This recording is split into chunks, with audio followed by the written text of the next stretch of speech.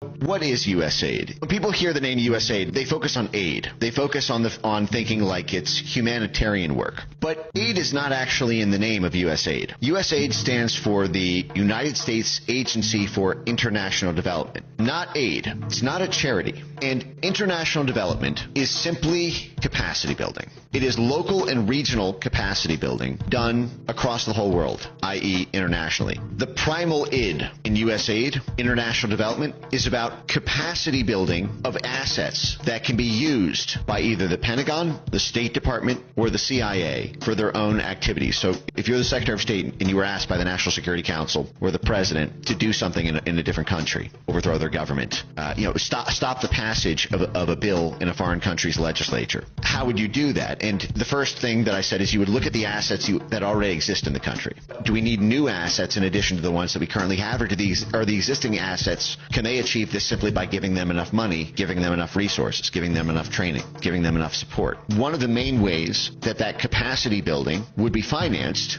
would be through USAID. USAID would say that it's doing something, funding a hospital system, funding universities, funding civil society organizations, funding media institutions, funding independent media in the region. Sorry, there's something in my eye. Independent media in the region on USAID payroll. And those institutions, those assets, would then be bigger and more powerful and more capable more capable of serving the State Department's goal, aka advancing U.S. national interests. USAID has a bigger budget than the State Department, over $50 billion. It has a bigger budget than the CIA. The entire intelligence community only has about 72 billion. So that's the CIA plus the 16 others. And USAID has a bigger budget than the CIA and is almost the size of the entire intelligence community combined. That is how important USAID is to American statecraft. It is an intelligence community, a State Department, and a Pentagon assistance organization rolled into one.